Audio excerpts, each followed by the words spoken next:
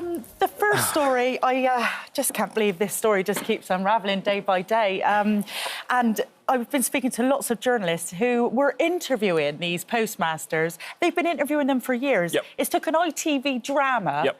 for the government to start taking action and to start making changes. Shows the power of drama, shows the power of getting that message out, that story out to millions and millions of people. And as you say, the stories just keep coming, the details just keep coming, and the fact that this has been going on for such a long time shows that there were moments when, lots of moments when, people knew about this. Yep. There's a report today that an IT expert hired by the Post Office 20 years ago to look into whether the Horizon computer system was working, said, "No, I'm really sorry, this is a complete load of rubbish, it's all going wrong." And the Post Office, reportedly, asked him to find new evidence, find a different story. Wow. So this has just been an absolute litany of failed, missed opportunities, sometimes perhaps deliberately, to get to the truth of what happened. And that's... We've asked this question loads of times. Like, over 700 convictions. Why did somebody not go, hang on, this is weird? Well, it seems there was an incentive, actually, to convict people and to find evidence on them. From within the Post Office security team, they were getting basically commission for convictions. Yeah, that's absolutely right. I feel like we all watched the drama and we felt like we couldn't get more angry, and now we find out there's cash incentives to put these people in prison. It's just maddening. I mean, what more can you say to it? And you also wonder what else is going to come out, but also what other scandals are there? Does it take another ITV drama to bring out more scandals? Like, the level of corruption here and cover-up is just absolutely outstanding. And I think what it does too is really chips away, massively chips away. I mean, clears huge edifices of people's trust in institutions, public bodies, to do the right thing when their backs are to the wall. You know, people's trust in the police, certainly their trust in politicians, trust in the Post Office.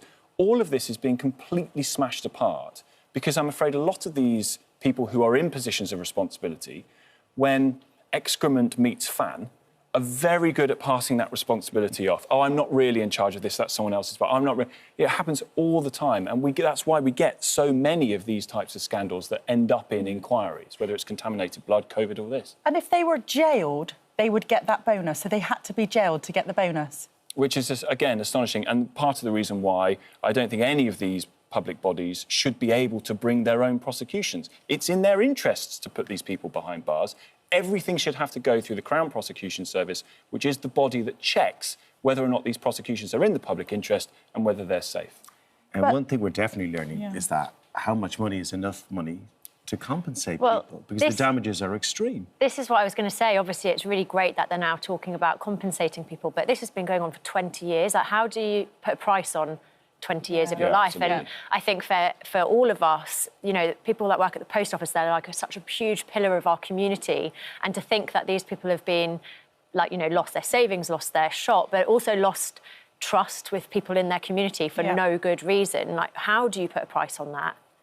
I mean, the government are making changes. Let's take a little look at what Rishi Sunak said yesterday.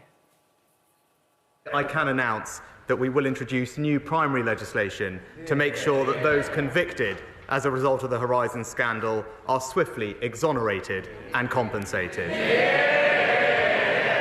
We will also introduce a new upfront payment of £75,000 for the vital GLO group of postmasters. We will make sure that the truth comes to light, we right the wrongs of the past, and the victims get the justice they deserve. I mean, there are changes being made there, but he's offering £75,000 for some postmasters that have been given £8,000 because they had really large court fees. Is it still enough, Tom? Well, no, I don't think it is. It's an upfront payment. There's more to compensation potentially to follow. But you used the term there that it's going to happen swiftly. I mean, define swiftly. It could be by the end of this year that this legislation is brought in to exonerate people. Is that swift enough, given what people have been through over the course of the last 20 years? I'm not so sure. And actually, we you know, a lot of people have lost their lives. It's been going on for 20 years. You know, what do you think that should happen with their families? Some people have lost their husbands to suicide to this. I know, and that is so shocking, isn't it? And you forget it's not just the sub-postmasters that are involved. Like, imagine the knock-on effect for the people that are related to them, the people that love them.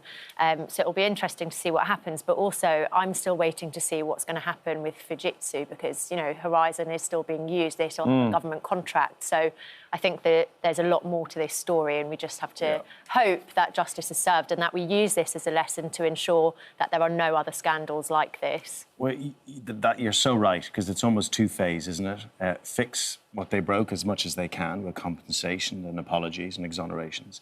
Then find out within the government at the time who knew what. And also Fujitsu, have you seen their profits? We're talking about billions and billions of dollars. I think it was £22 million last year. Crazy money. And that was them dropping down about 10 or 12%, I think. So these guys earn a lot of money.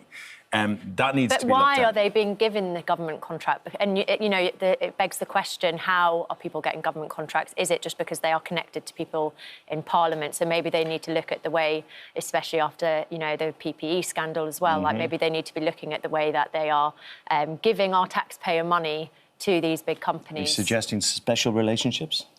Well, a lot of it is legacy. A lot of it is legacy stuff. If they're the company that the governments have always given this sort of stuff to, governments tend to just go for the easiest option and hand it over. But you're right. Why are these companies getting these big contracts and people getting very rich off the back of them? Especially when they knew that the computer system, the Horizon computer system, was at fault. They went to court. It proved they were at fault, and they still were given £2 billion contracts. And it shows again to people. This is why this question about trust in these institutions, these bodies, is really important.